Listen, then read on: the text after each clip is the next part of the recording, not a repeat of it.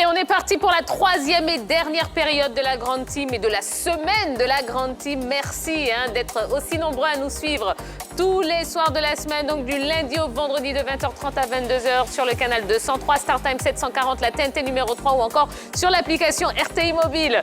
Henri Jo, bah oui, c'est vous qui êtes revenu. Je disais Jojo, non, c'est Henri Jojo. Un peu d'échauffement des pieds. Ouais. Et je suis de retour. D'accord, vous n'êtes pas seul à nous avoir rejoints. Bonsoir Balo. Bonsoir Tia. Oh, jolie chemise, Merci. Oh, vous allez me la prêter, D'accord. On va négocier je vais ça, étudier un tout petit peu le dossier, puis on verra. Pour l'argent. Oh, bon, ça suffit. On aura le résumé des matchs de la Ligue des Nations dans quelques instants. Il y aura le penalty de notre invité et puis le défi de Jojo. Et oui, tout ça, c'est vous qui allez subir Prince Bill. Ah, d'accord. Le penalty, je vous explique ça dans un instant. Et puis le défi de Jojo, c'est vous qui allez le relever. D'accord ? Ah bon ? Bah oui, absolument. Et puis si vous avez des questions à poser à notre invité de ce soir, vous savez que vous pouvez le faire jusqu'à 22h en allant sur la page Facebook de la 3 et il se fera un plaisir d'y répondre. Voilà, mais avant tout ça, un rappel des grands titres de l'actualité sportive du jour. On commence avec l'athlétisme, meeting de Marseille. Talou vainqueur du 100 mètres féminin en 11 secondes 40 centièmes. Cissé Gueux deuxième dans la finale masculine du 100 mètres en 10 secondes 21 centièmes. Et puis dans le 10 000 mètres, Joshua Cheptegei va tenter de battre le record du monde dès sa prochaine course. Basket NBA, Steve Nash prend la tête des Nets de Brooklyn. En rugby, la France enregistre un nouveau déficit d'exploitation qui s'élève à 2,26 milliards de francs CFA au terme de l'exercice 2019-2020. Et puis, football, Ligue 1, le PSG décimé par la Covid-19. Italie, Silvio Berlusconi hospitalisé également à cause de la Covid-19. Et un mot de mercato, Roger Assalé pourrait rejoindre la Ligue française du côté de Dijon. Voilà, on va passer maintenant à la Ligue des Nations. Résumé des matchs. Alors c'est vrai que la deuxième édition de la Ligue des Nations a débuté ce jeudi avec plusieurs affiches. Voici un résumé de 4 d'entre elles.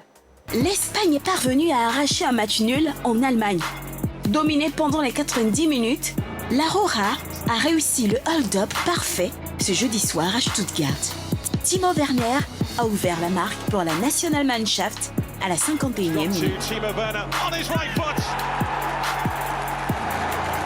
Les hommes de Joachim Löw croient tenir la victoire lorsqu'à la 96e minute, José Gaya reprend un ballon de la tête et trompe Kevin Trapp.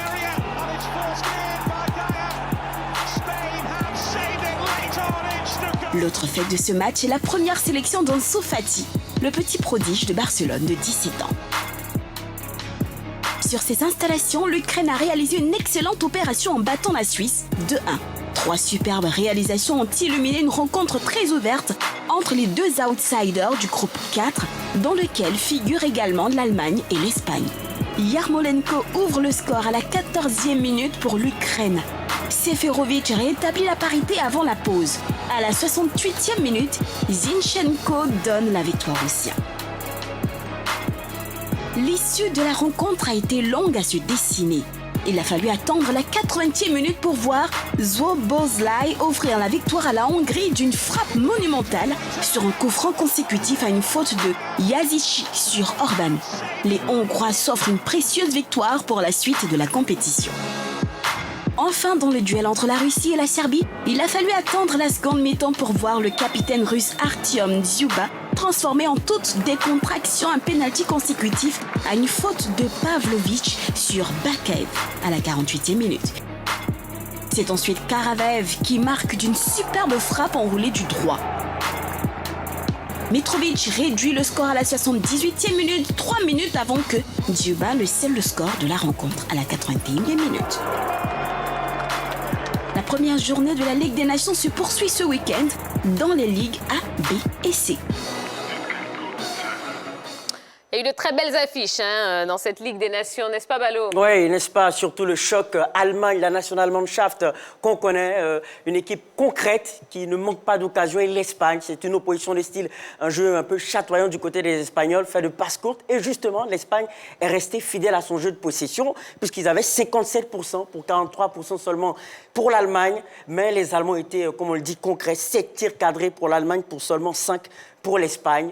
Et ça a donné des résultats qu'on a vu avec l'Espagne qui a montré des ressources mentales.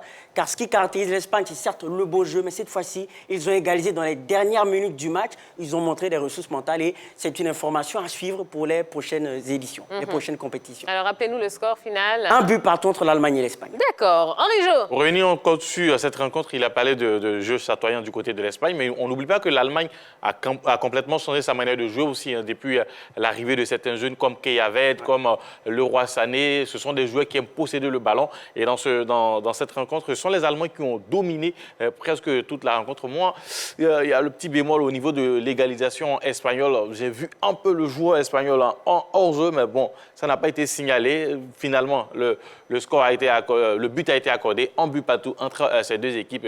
Ce sont deux équipes, là, je dirais, qui sont bien parties, je dirais, qui font partie des favoris de cette compétition. Cette Ligue des Nations, absolument. Oui, tout à fait. En ce qui concerne l'Ukraine, il faut dire que l'Ukraine a mérité sa victoire. Elle a emporté 2-1 face à la Suisse. Il faut remarquer la présence de bons joueurs du côté des Ukrainiens, de Yarmolenko, de West Ham, Junior Moares, lui, le grand joueur de la Ligue Europa, le joueur du Shakhtar Donetsk, le Brésilien qui a inscrit 4 buts en 6 matchs en Ligue Europa. C'est dire qu'il y avait un effectif quand même impressionnant du côté de l'Ukraine. Et ça a payé puisqu'il a emporté 2-1. D'accord. Et puis du côté de la Turquie face à la Hongrie, c'est la Turquie qui partait favori dans cette rencontre. Malheureusement pour eux, pour les Turcs, et puis je dirais heureusement pour les Hongrois, 1-0. Cette équipe turque, il faut savoir, est en train de se réveiller comme les Pays-Bas et comme d'autres nations. Mais malheureusement, dans cette compétition, ils n'ont pas eu, je dirais, la chance de pouvoir s'imposer derrière. C'est une défaite face à la Hongrie, 1-0.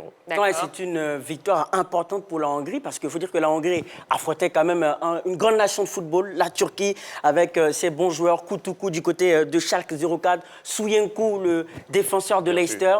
Donc c'est un exploit quand même de la part des Hongrois. D'accord. Eh ben, voilà. Et puis la dernière opposition Russie-Serbie, je dirais quelque part la logique a été respectée. Les Russes se sont imposés 3-1. Mais bon, les Russes ne font pas partie aussi des grosses nations au niveau de cette compétition. Très bien. Eh ben voilà ce qu'on pouvait vous dire hein, concernant donc, cette Ligue des Nations qui continue d'ailleurs. Bien sûr, bien sûr. Absolument. On vous tiendra informé. Allez, c'est l'heure de votre grand moment. Oui, votre grande séquence émotion, Prince Bill. C'est l'heure du penalty.